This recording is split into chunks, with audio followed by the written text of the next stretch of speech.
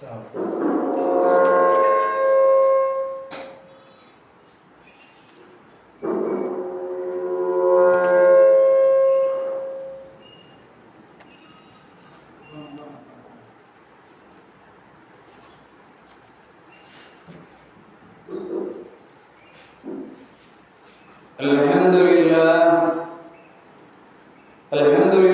Rabbil Alamin. Wassalatu wassalamu ala Rasulil Karim. Amma ba'd. A'udzu billahi minasy syaithanir rajim. Bismillahirrahmanirrahim.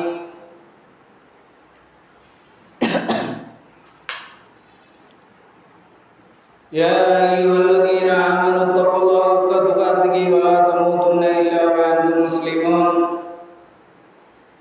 Ya ayyuhan nas taqu rabbakum alladzi khalaqakum min nafsin wahidah wa khalaqa minha zawjaha wa bassa minhuma rijalan katsiran wan nisaa wattaqullaha alladzi tasaaluna bihi wal arham innallaha kana 'alaykum raqiba. Sadaqallahu alim, sadaqa rasulil karim. கண்ணியமும் மகத்துவமும் மிக்க இந்த ஜும்மா முபாரக்கான இந்த நாளிலே எம்பெருமானார் முஹம்மது முஸ்தபா ஸல்லல்லாஹு அலைஹி வஸல்லம் ரசூலே கரீம் ஸல்லல்லாஹு அலைஹி வஸல்லம் அவர்கள் மீதும்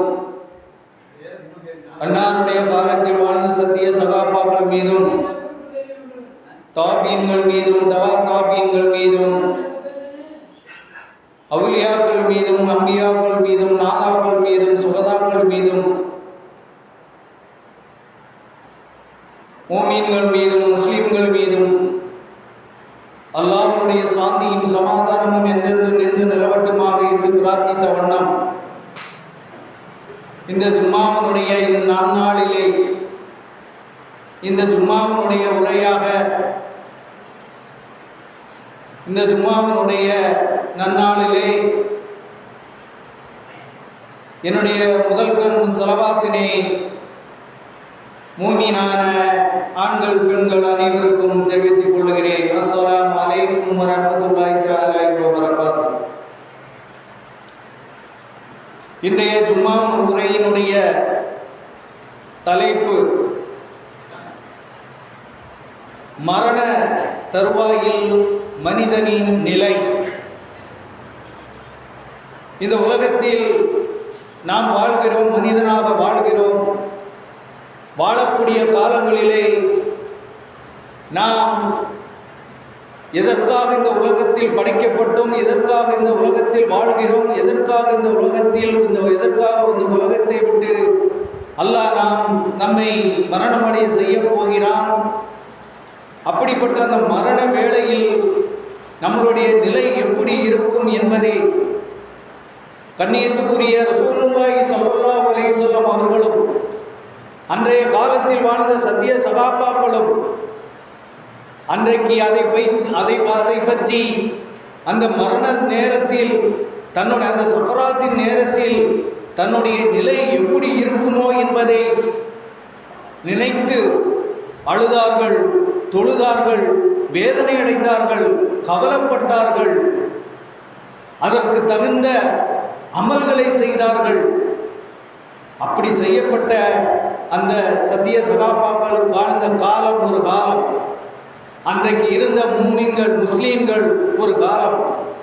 ஆனால் இன்றைய காலகட்டத்தில் நம்மளுடைய வாழ்க்கையிலே நம்மளுடைய நிலை மரண தருவாயில் அந்த சக்கராத்தி நேரத்தில் நம்மளுடைய நிலை எப்படி இருக்கும் என்பதை சிந்தித்து கூட பார்க்க முடியாதவர்களாகத்தான் இந்த உலகத்தில் இன்றைக்கு இஸ்லாமிய சமுதாயம் வாழ்ந்து கொண்டு இருக்கிறது என்பதை மிக வேதனையோடு தெரிவிக்க வேண்டிய ஒரு நிலையில் இன்றைக்கு இஸ்லாமிய சமுதாயம் தள்ளப்பட்டு இருக்கிறது என்பதை மிக கவலையுடன் தெரிவிக்கக்கூடிய ஒரு நிலையாக இருக்கிறது.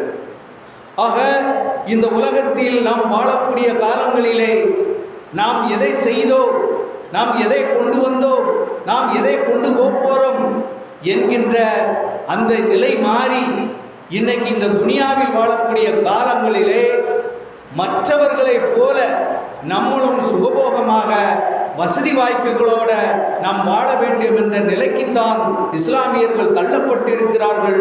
ஆனால் அல்லாஹ்வுடைய தூதர் ஸல்லல்லாஹு அலைஹி வஸல்லம் அவர்களும் உங்களுக்கு இந்த உலகத்தில் நீங்கள் என்று பிறந்தீர்களோ அன்னைக்கே உங்களுடைய தக்தீர் என்று சொல்லக்கூடிய விதியிலே உங்களுடைய மரணத்தை பற்றியும் அல்லாஹ் எழுதிவிட்டான்.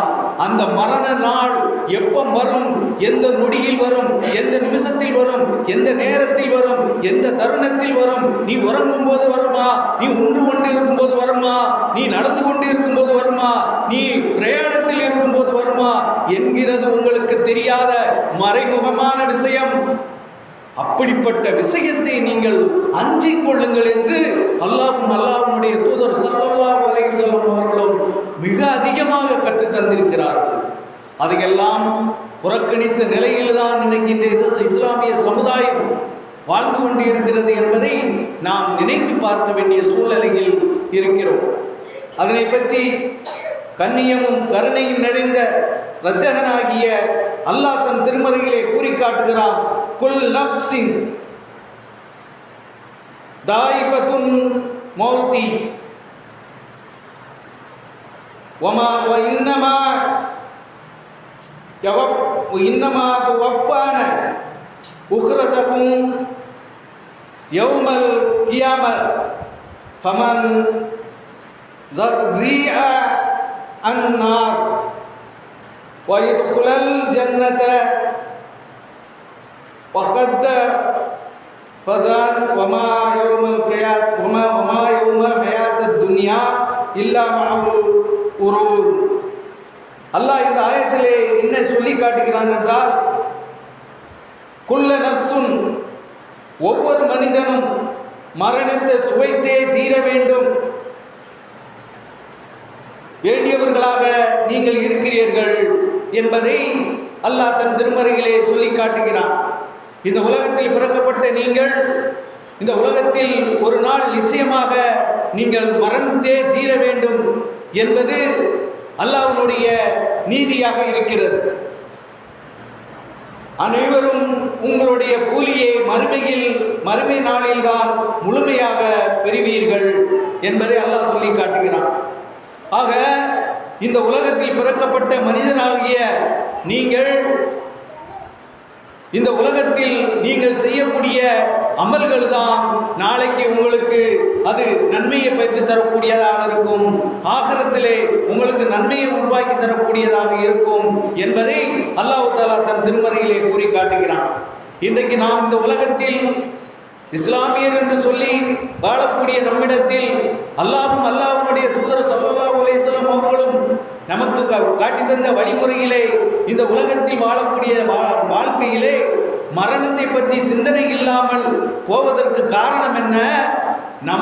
நாம் இபாதத்து செய்யக்கூடிய நிலையில் இல்லை. இபாதத்துகள் செய்தால்தான் அந்த மரண சிந்தனை வரும். இபாதத்து என்றால் என்ன?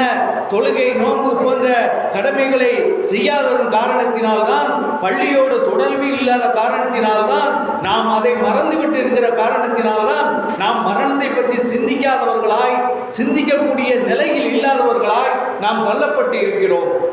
ஆக இந்த உலகத்தில் எத்தனையோ கோடிகளை ஓடி ஓடி சம்பாதித்தாலும் அந்த சம்பாத்தியம் நம்மளுடைய வாழ்க்கையிலே நம்மளுடைய மரணத்திற்கு பின்பாக நம்மளுக்கு வரக்கூடிய சந்ததிகள் நல்ல சந்ததிகளாக இருந்தால் அதை நல்ல வழியில் செலவழிப்பார்கள். அவர்களும் நம்மளைப் போல இபாதத்து இல்லாமல், தொழுகை இல்லாமல், நோன்பு இல்லாமல், இஸ்லாத்தின் கடமைகளை நிறைவேற்றக்கூடியவர்களாக இல்லாமல் நாம் இருந்தேமே ஆனால் நம் ஓடி ஓடி சம்பாதித்த அந்த சம்பாத்தியத்தையும் சொத்தையும் நமக்கு வரக்கூடிய வாரிசுகள் ஊதாரித்தனமாக செலவழிக்கக்கூடிய சூழ்நிலையும் இருக்கும் என்பதை நாம் விளங்கிக் கொள்ள வேண்டும். அதேபோல் நல்ல பிள்ளைகளாக பிறந்து விட்டார்கள் என்று சொன்னால் அந்த சொத்துக்களை அவர்கள் நல்ல வழியில் செலவு செய்வார்கள். இப்படிப்பட்ட நிலையில்தான் அல்லாஹ் சொல்லி காட்டுகிறான், நீங்கள் மரணிக்கக்கூடியவர்களாகவே இருக்கிறீர்கள் என்று. அனைவரும் உங்களுக்கு கூலி மறுமை நாளிலே முழுமையாக கிடைக்கும். ஆக இந்த உலகத்தில் நீங்க செய்யக்கூடிய அமல்களை வைத்துத்தான் மறுமை நாளிலே உங்களுக்கு கூலி தரப்படும். என்ன கூலி தரப்படும்? மறுமை நாளிலே இந்த உலகத்திலே யாரும் காண முடியாத, யாரும் கண்டாத அல்லாஹ் தஆலா உருவாக்கி வைத்திருக்கிறானே, அந்த சொர்க்கத்திலே நாம் நுழைய முடியும். அப்படிப்பட்ட அந்த நல்ல இடங்களிலே நாம் அமர முடியும், நிம்மதி அடைய முடியும். இல்லை என்று சொன்னால் அல்லாஹ்வுக்கு கீழ்ப்படியாமல், அல்லாஹ்வுடைய கட்டளைகளை நிறைவேற்றாமல் நாம் வாழ்வைமையானால் நரகம் என்று சொல்லக்கூடிய படுகொலியில் தள்ளப்பட்டு மிகப்பெரிய வேதனையை அனுபவிக்கக்கூடியவர்களாக நாம் ஆகிவிடுவோம் என்பதைத்தான் அல்லாஹ் கூறி காட்டுகிறான். இந்த உங்கள் அனைவர்களுடைய கூலியையும் மறுமை நாளில் தான் முழுமையாக பெறுவீர்கள் என்பதை அல்லாஹ் தன் திருமறைகளை கூறி காட்டுகிறான். அங்கு யார் நரகத்தில் இருந்து காப்பாற்றப்பட்டு சொர்க்கத்தில் நுழைகின்றார்களோ அவனே உண்மையில் வெற்றி பெற்றவர். அந்த நாளிலே, அந்த மறுமை நாளிலே யார் நரகத்தில் இருந்து காப்பாற்றப்பட்டு சொர்க்கத்தில் நுழைகிறார்களோ அவர்கள்தான் வெற்றியானவர்களாவார்கள். யார் இந்த உலகத்திலே இபாதத்துகளை கடைபிடித்து அமல்களை செய்கிறார்களோ அவர்களுக்கு தான் அந்த சொர்க்கம் கிடைக்கும் என்பதை அல்லாஹ் தஆலா இந்த ஆயத்தின் மூலம் கூறி காட்டுகிறான். யார் இபாதத்து செய்யாமல் தன்னுடைய வாழ்விலே தன்னுடைய எண்ணங்களுக்கும் சிந்தனைகளுக்கும் உள்பட்டு சைத்தானுடைய அடிச்சுவடுகளை பின்பற்றி தொழுகை இல்லாமல், நோன்பு இல்லாமல், இன்னும் பிற அமல்கள் இல்லாமல் செயல்படுகிறார்களோ அவர்கள் நரகத்தில் தான் போய் சேர்வார்கள் என்பதையும் அல்லாஹ் தஆலா இந்த ஆயத்திலே நமக்கு கூறி காட்டுகிறான். இவ்வுலக வாழ்க்கை என்பது ஏமாற்றக்கூடிய அற்ப இன்பமே தவிர வேறில்லை என்பதை அல்லாஹ் தன் திருமறையிலே கூறி காட்டுகிறான். ஆக இந்த உலக வாழ்க்கையிலே நீங்கள் என்னதான் ஓடி இந்த உலகத்திலே இபாதத்துகள் செய்யாமல் சொத்துக்களை சுகங்களை தேடினாலும் அது உங்களை ஏமாற்றக்கூடிய, நாளைக்கு நரகத்தில் ஒன்றி சேர்க்கக்கூடியதா என்பதை அல்லாஹ் தஆலா அந்த வசனத்தை, அந்த ஆயத்திலே கூறி காட்டுகிறார். அதேபோல் பெருமானார் ஸல்லல்லாஹு அலைஹி வஸல்லம் அவர்கள் கூறினார்கள், தவறான ஆசைகளை தகர்க்கக்கூடிய மரணத்தை அதிகம் நினைவு கூறுங்கள். நீங்கள் தவறான எண்ணங்கள், சிந்தனைகள் அனைத்தையும் உங்களிடமிருந்து தவிர்க்கக்கூடியது. நம்மளிடத்தில் இருக்கக்கூடிய கெட்ட வழக்கங்கள், நம்மளிடத்தில் இருக்கக்கூடிய ஏழ்மையான நிலைகள், நம்மளிடத்தில் இருக்கக்கூடிய அந்த சோம்பேறித்தனமான நிலைகள், இப்படிப்பட்டவைகளை நீங்கள் தவிர்த்து விட்டுவீர்களானால் நீங்கள் மரணத்தை அதிகம் சிந்திப்பீர்களானால் நீங்கள் நிச்சயமாக நீங்கள் ஐவேளை கடமையாகிய அல்லாஹ் கடமையாகிய அந்த தொழுகை, நோன்பு போன்ற கடமைகளையும் இன்ன பிற நல்ல அமல்களையும் செய்வதற்கு நீங்கள் முற்படுவீர்கள். இல்லை என்று சொன்னால் ஆசைகளினால் இந்த உலகத்தில் கோடிகளையும் லட்சங்களையும் சம்பாதித்தால் போதும், நாம் நாளைக்கு சொர்க்கம் சென்று விடலாம் என்கின்ற எண்ணத்தில், இந்த உலகத்தில் மட்டும் நாம் சுகபோகமாக வாழ்ந்தால் போதும் என்று எண்ணத்தில் வாழ்வை ஆனால் நிச்சயமாக நாம் மரண சிந்தனையில் இருக்க மாட்டோம். அப்படி மரண சிந்தனையில் இல்லாமல், அமல்கள் செய்யாமல், இபாதத்துகள் செய்யாமல் நாம் வாழ்ந்தமையானால் இந்த மரண தருவாயின் இந்த சக்ராத்தின் நேரத்திலே லா இலாஹா இல்லல்லாஹ் என்ற திருக்கலிமாவை கூட மொழிய முடியாத ஒரு நஷ்டவாளிகளாக மிகப்பெரிய கஷ்டத்தின் அடிப்படையிலே நம்மளுடைய ரூஹ் எடுக்கப்பட்டு நரகத்தில் கொண்டு தள்ளப்படும் என்பதை நாம் உணர்ந்து கொள்ள வேண்டும். எந்த நேரம் நம்மை தாக்கும் என்பதை நமக்கே தெரியாத நிச்சயிக்கப்பட்ட ஒரு த்ரில்லிங்கான விஷயம் மரணம் நேரம் என்பதை நாம் விளங்கிக் கொள்ள வேண்டும். நாம் முதலில் சொல்வது போல நாம் நிற்கும் நிலையிலேயோ உட்கார்ந்திருக்கும் நிலையிலேயோ எந்த நிலையில் நமக்கு மரணம் வரும் என்பதை நம்மளால் உணர்ந்து கொள்ள முடியாது. அல்லாஹ்வும் அவனுடைய தூதரும் சொன்ன மறைவான விஷயங்களில் சில திரை விலகி தெளிவாகும் பரபரப்பான தருணமே இந்த மரண சிந்தனை, மரணத்தினுடைய நேரம். அந்த மறைவான விஷயங்கள் என்ன? நபிகள் நாயகம் ஸல்லல்லாஹு அலைஹி வஸல்லம் அவர்கள் சொன்னார்கள், நீங்கள் இந்த உலகத்தில் இபாதத்தோடு வாழவில்லை என்று சொன்னால் அந்த சக்கராத்தி நேரத்தில் மிகப்பெரிய வேதனையை நீங்கள் அனுபவிப்பீர்கள். லா இலாஹா இல்லல்லாஹ் என்ற திருக்கலிமாவை உங்களால் சொல்ல முடியாது, உங்களுடைய நாவு பிறளாது, நீங்கள் நஷ்டவழிகளாக ஆகிவிடுவீர்கள் என்று நபிகள் நாயகம் சொன்னார்களே. இந்த விஷயம் இன்னைக்கு முஸ்லிம்களிடத்தில் புறக்கணிக்கப்பட்ட ஒரு நிலையில் தான் இருக்கிறது என்பதை நாம் உணர்ந்து கொள்ள வேண்டும். ஆக மறைவான விஷயம் என்பது மரண தருவாயில் லா இலாஹா இல்லல்லாஹ் என்ற கலிமாவை சொல்லக்கூட நம்ம தகுதியற்றவர்களாக ஆகிவிடக்கூடாது என்பதற்காகத்தான் இந்த விஷயங்களை நாம் தெளிவாக சொல்ல வேண்டிய நிலையில் இருக்கிறோம். இன்னைக்கு உலகில் மனிதன் தன் விதைத்து வந்ததைத்தான் அதன் பலன்களை தரத்தை உணர்த்தும் ஆரம்ப காட்சிகளில் அரங்கேறும் நேரமே மரண தருவாய். இந்த உலகத்தில் மனிதன் எதனை செய்தானோ அதை அவன் அறுவடை செய்வான். நன்மை செய்தால் நன்மையை அறுவடை செய்வான், தீமை செய்தால் தீமையை அறுவடை செய்வான். அப்படிப்பட்ட நன்மை செய்தவர்களுடைய அந்த மரண தருவாயில் அவர்களுடைய ரூஹு நல்ல முறையில் எடுத்துக்கொள்ளப்படும். தீமை செய்யப்பட்டவர்களினுடைய ரூஹு அவர்களை அடித்து பிடுங்கி எடுக்கப்படும் என்பதை நபிகள் நாயகம் ஸல்லல்லாஹு அலைஹி வஸல்லம் அவர்கள் நமக்கு கற்றுத் தருகிறார்கள். இந்த உலகத்தில் உற்றார் உறவினர்கள் நண்பர்கள் என எத்தனை பேர் சுற்றி இருந்தாலும் மரண நேரத்தை அடைந்த அந்த மனிதனுக்கு மட்டும்தான் அதனுடைய சூழ்ச்சியும் தெரியும். அப்போ எத்தனை பேர் அந்த மரண தருவாயில் இருக்கக்கூடிய சக்கராத்தில் இருக்கக்கூடிய மனிதனை சுற்றி இருந்தாலும் அவருக்கு மட்டும்தான் நாம் என்ன நிலையில் இருக்கிறோம் என்பது அவருக்கு தெரியும். மற்றவருக்கு யாருமே என்னமே தெரியாது. அவர் என்ன நிலையில் இருக்கிறார் என்பது யாருக்கும் தெரியாது. எல்லோரும் அருகில் இருந்தும் எவரையும் அவர் தனக்கு துணையாக அழைக்க முடிவதில்லை. தன்னுடன் இருப்பவர்களுக்கு காட்டவோ விளக்கி கூறவோ அவரால் முடிவதில்லை. அவரை சுற்றி எத்தனை பேர் இருந்தாலும், அந்த மரண தருவாயில் சக்ராத்து நேரத்தில் எத்தனை பேர் இருந்தாலும், நான் என்ன நிலையில் இருக்கிறேன் என்பதை அவரை சுற்றி இருப்பவர்களுக்கு தெரிவிக்கவும் முடியாது, அவர்களுக்கு சொல்லவும் முடியாது. அப்படிப்பட்ட ஒரு வேதனையில், அப்படிப்பட்ட ஒரு நிலையில்தான் அவர் இருப்பார் என்பதை நாம் விளங்கிக் கொள்ள வேண்டும். தன்னந்தனியாக தன்னை படைத்த இறைவனின் மறைவான ஞானங்களின் உண்மையை சந்திக்க வேண்டிய மனிதனாக இருக்கிறார். அப்போ அவர் அந்த நேரத்திலே அல்லாஹ்வுடைய தூதரும் சொன்னார்களே, அப்படிப்பட்ட அந்த மரண தருவாயில் உங்களுக்கு என்னென்ன நிகழ்வெல்லாம் நிகழும். அப்படிப்பட்ட அந்த மரண தருவாயிலே அவர்கள் அல்லாஹ் சொல்லக்கூடிய அந்த ஞானத்தை அவர்கள் பிறரிடம் சொல்ல முடியாமலும் அவர் மட்டுமே அதை உணரக்கூடிய நிலையிலே அவர் இருப்பார் என்பதை நாம் விளங்கிக் கொள்ள வேண்டும். மெய்யான இறைநம்பிக்கையும் அதையொட்டி செயல்பாடுகளும் அந்த நேரத்தில் மனிதனுக்கு பாதுகாக்கும் பயன்மிக்க ஆயுதங்களாக இருக்கும். அப்ப அந்த மரண தருவாயிலே உங்களுடன் இருப்பது எதுவென்றால், உங்களுக்கு நன்மையை தரக்கூடியது எதுவென்று சொன்னால், நீங்கள் இந்த உலகத்தில் செய்த இபாதத்துகளும் இந்த உலகத்தில் செய்த அமல்களும் தான தர்மங்களும் தான் உங்களுக்கு அந்த மரண தருவாயிலே உங்களுக்கு ஆயுதமாக இருக்கும் என்பதை நாம் விளங்கிக் கொள்ள வேண்டும். அச்சுமைகளை கலற்றி விடவோ அல்லது பரிகாரம் தேடவோ முடியாத நேரம்.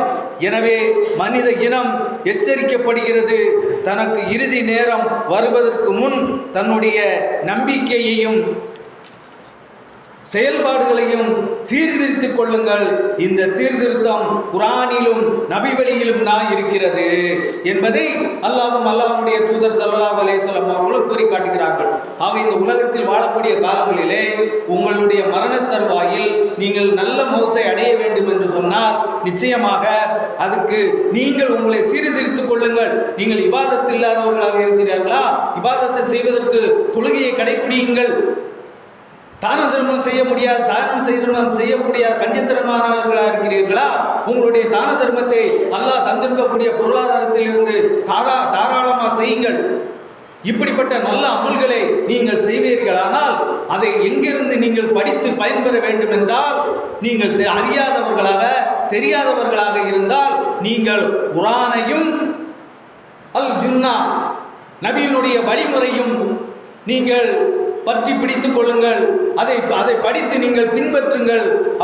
அப்படி பின்பற்றும் வகையில் தான் நீங்கள் நாளைக்கு நல்ல மௌத்தாக அந்த சக்கராத்து நேரத்தில் வேதனை அடையாதவர்களாக நீங்கள் மரணிப்பீர்கள் என்பதை நீங்கள் விளங்கிக் கொள்ள வேண்டும். நபிகள் நாயகம் ஸல்லல்லாஹு அலைஹி வஸல்லம் அவர்கள் தீயவர்களின் வேதனையின் ஆரம்பம் எதிலிருந்து ஆரம்பிக்கிறது என்பதை பற்றி சொல்கிறார்கள். தீயவர்களின் உயிரை வாங்கப்படும் போது அவர்களுக்கு வேதனை ஆரம்பமாகி விடுகிறது.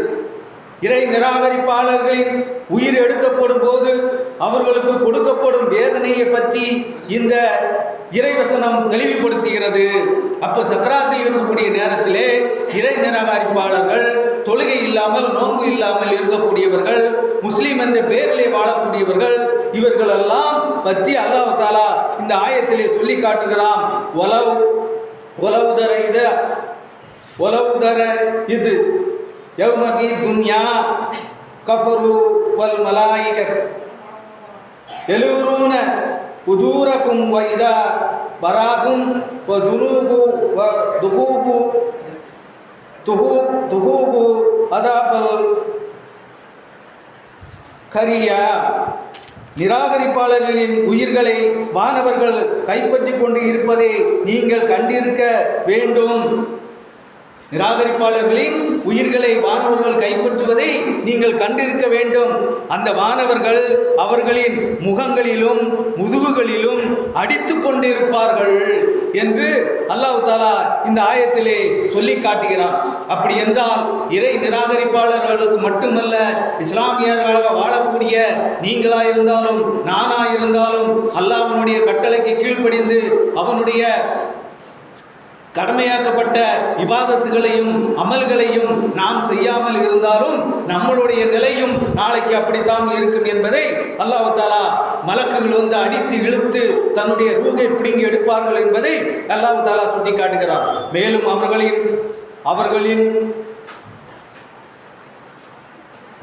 மேலும் அவர்கள் சொன்னார்கள், இதோ சுட்டு பொசுக்கும் தண்டனையை சுவையுங்கள் என்று சொல்லி மலக்குகள் அவர்களுக்கு சொல்வார்கள் என்பதை நபிகள் நாயகம் என்பதையும் அல்லாஹ் தஆலா இந்த வசனத்திலே கூறி காட்டுகிறான். கெட்டவன் மரணித்த உடன் அவனது உயிரை வானவர்கள் எடுத்துச் சொல்லும் போது அவனுக்கு இழிவையும் அவமானத்தையும் அடையும் விதத்தில் வானவர்கள் அவனுக்கு மோசமான வரவேற்பு கொடுப்பார்கள். இப்படி கெட்ட மரணம், லா இலாஹா இல்லல்லாஹ் என்று சொல்ல முடியாத மரணம் மிகப்பெரிய நஷ்டத்திலே இழிவுக்கும் வேதனைக்கு ஆக்கப்படும் என்பதை அல்லாஹ்வின் தூதர் ஸல்லல்லாஹு அலைஹி வஸல்லம் அவர்கள் சொல்லி காட்டுகிறார்கள். அதேபோல் அல்லாஹ்வின் தூதர் ஸல்லல்லாஹு அலைஹி வஸல்லம் அவர்கள் இறைமறுப்பாளன் இந்த உலகத்தை விட்டு பிரிந்து மறுமையை நோக்கியவனாக இருக்கும்போது கருப்பு முகங்களை கொண்ட வானவர்கள் வானத்தில் இருந்து அவனிடம் வருவார்கள். உயிரை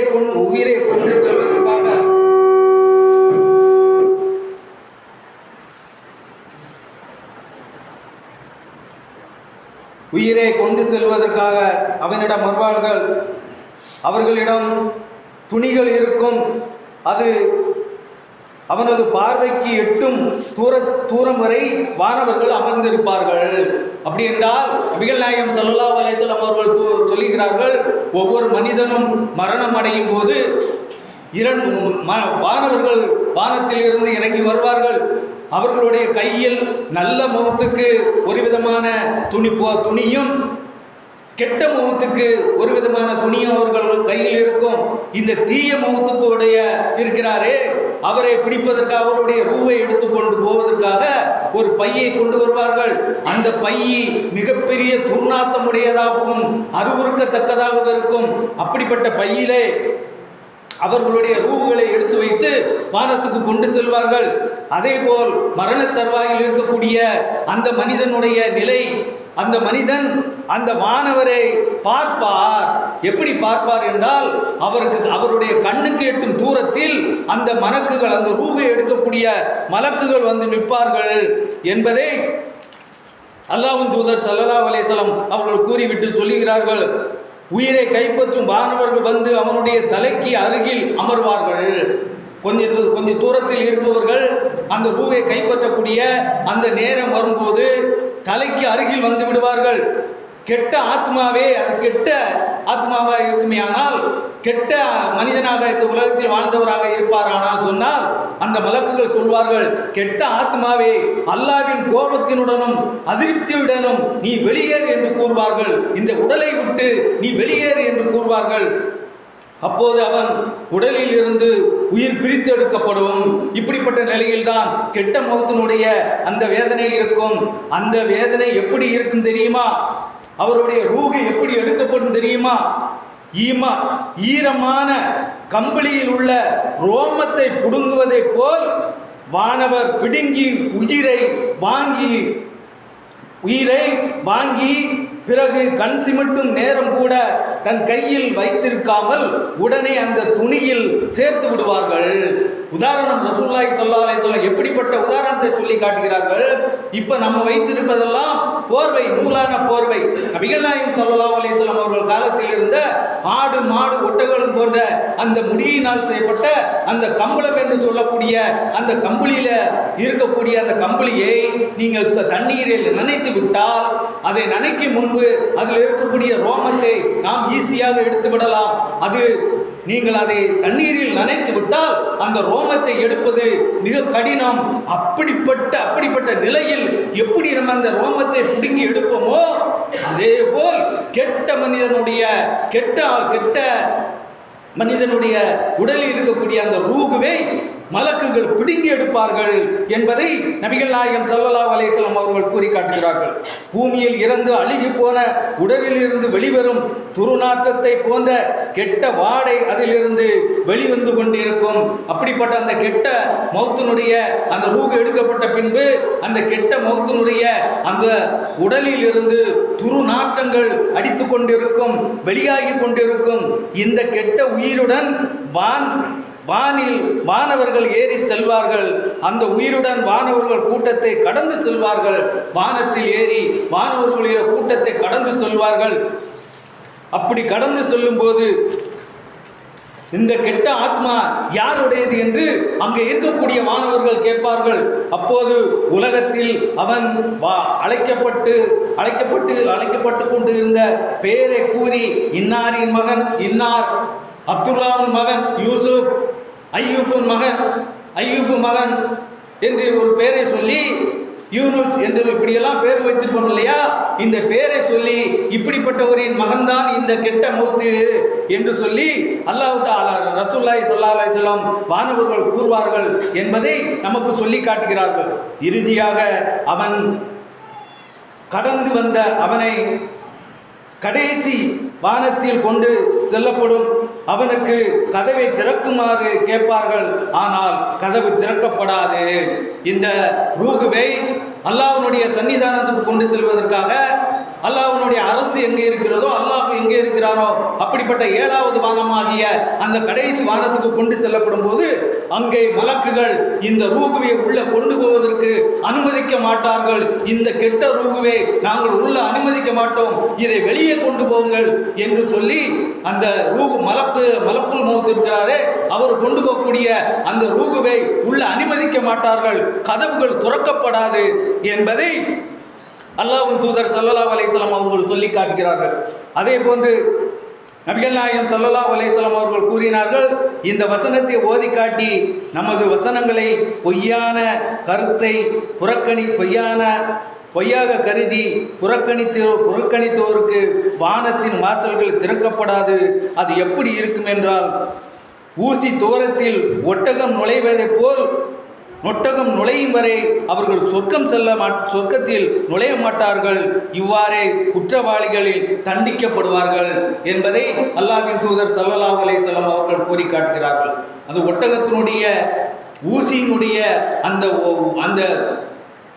இதிலே எப்படி ஒட்டகம் நுழைய முடியாதோ அதை போன்று இந்த கெட்ட மௌத்தானவர்கள் சொர்க்கம் செல்ல முடியாது என்பதை உதாரணமாக கூறி நபிகள் நாயகம் ஸல்லல்லாஹு அலைஹி வஸல்லம் அவர்கள் நமக்கு கூறி காட்டுகிறார்கள். ஆக இந்த கெட்ட மௌத்தை சொர்க்கம் செல்ல முடியாது, சொர்க்கம் செல்லாது. அதற்காக சொர்க்கம் செல்லாத நிலையில் இருக்கும்போது அது நரக வேதனையை அனுபவிக்கக்கூடியதாக மாறிவிடும். ஆகையினால் இந்த உலகத்தில் வாழக்கூடிய காலங்களிலே நாம் அல்லாஹ்வுடைய கடமைகளை ஏற்று நிறைவேற்றி நல்ல அமல்கள் செய்து நாளை சொர்க்கத்தில் செல்லக்கூடிய லா இலாஹா இல்லல்லாஹ் என்ற அந்த மரண தருவாயில் லா இலாஹா இல்லல்லாஹ் என்று சொல்லக்கூடிய அந்த கலிமாவை மொழியக்கூடிய பாக்கியத்தை வல்ல ரஹ்மான் நம் அனைவருக்கும் தந்தருள் புரிவாராக. வாஹிரு அல்ஹம்துலில்லாஹி ரப்பில் ஆலமீன். அஸ்ஸலாமு அலைக்கும் வரஹ்மத்துல்லாஹி தஆலா வபரகாத்துஹு.